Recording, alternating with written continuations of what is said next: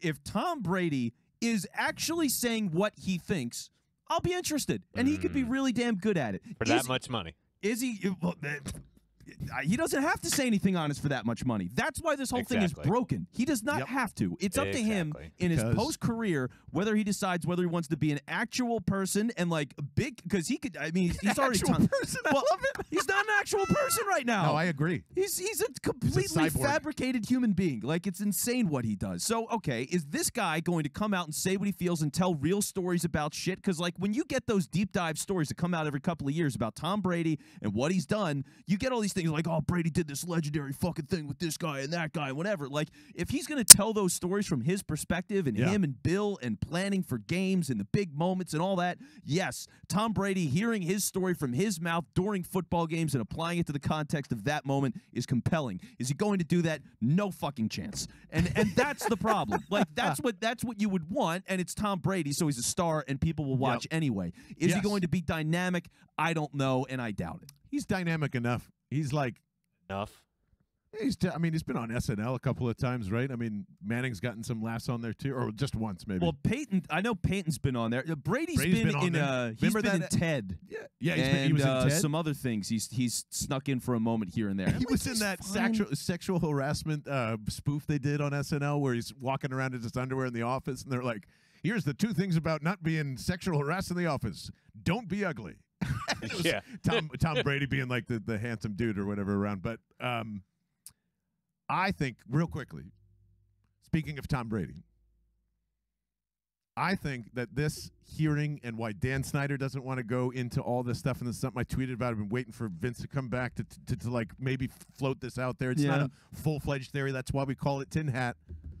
But like, I've always thought Tom Brady, speaking of, I don't know, protected or some. I just feel like some big blow-ups with Tom Brady is going to happen, and he's the NFL's Truman Show. And the real reason why Dan Snyder's not going to speak is because it would let that secret out somehow. And Tom Brady, speaking of this deal, is trying to mask everything that is happening. I don't think Tom Brady wants that contract at all. I think that's a total fugazi 10-year, $370 million to totally counteract and be like, nope, over here, I'm retiring. I'm becoming a broadcaster. There was no way that I was going to retire, take over the Miami Dolphins, and then go beat Bill Belichick because I'm a crazy fucking asshole. Like, I think the whole league is propped up by Tom Brady's secrets and whatever that is, and that's why this symbiotic relationship will always continue on. I don't know. Look, if you were going to get anything that would be of grave concern to Tom Brady's image, which is what we're talking about here, it would be anything connected to Brian Flores more than anything. Well, I mean, it already is. Because, like, he knew Flores. They're on the team together. He was in Miami as the coach. He gets fired as the coach because Brady probably says, hey, I want Sean Payton, which was all the theory at the time. Look, if there was something deeper and ugly to that, which I have no substantiation at all of, and I'm not making that accusation. None of us do. But I am, just to be clear. That would, he's look. I think he's an incredible weirdo, and everybody's got skeletons, especially on that level. Yes, there's no doubt about it. It's just I think Snyder's scared of just being Dan Snyder and having to face people about it. You think Brady called for Peyton?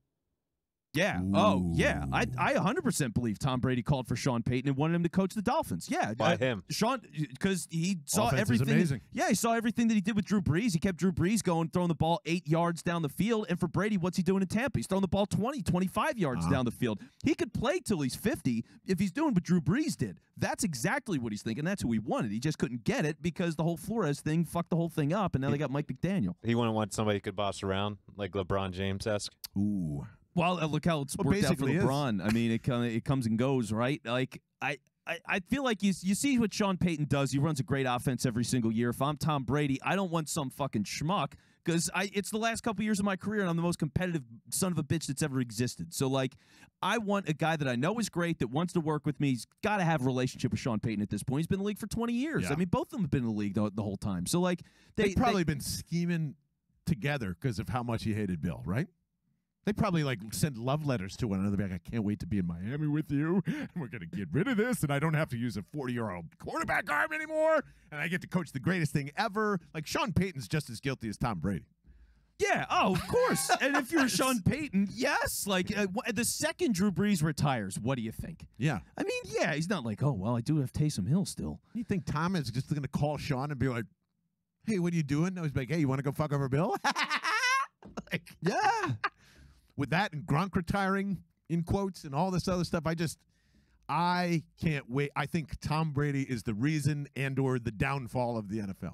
The reason why it stays up or the reason why it crumbles. Well, they built it up around him because they buried all the – as soon as they buried all the Spygate stuff, they were a Tom Brady organization. From Tuck Rule on, just hasn't seemed right. Yeah. It's a great story. It's been highly beneficial for the league. And you know what? And he him. is a damn good player, and he's been able to earn player. it. So, yeah, I mean, he's the greatest player that's ever lived in the sport. Won't doubt He it. just is. He's won everything. He's done it at the most important position. I'm sorry. So, for him to be able to do all that and for them to protect him to the level that they did, yeah. Like, and it's crazy, too, because as much as they have protected him, they've had to go after him. I mean, they did suspend the fucking Deflategate nonsense and all.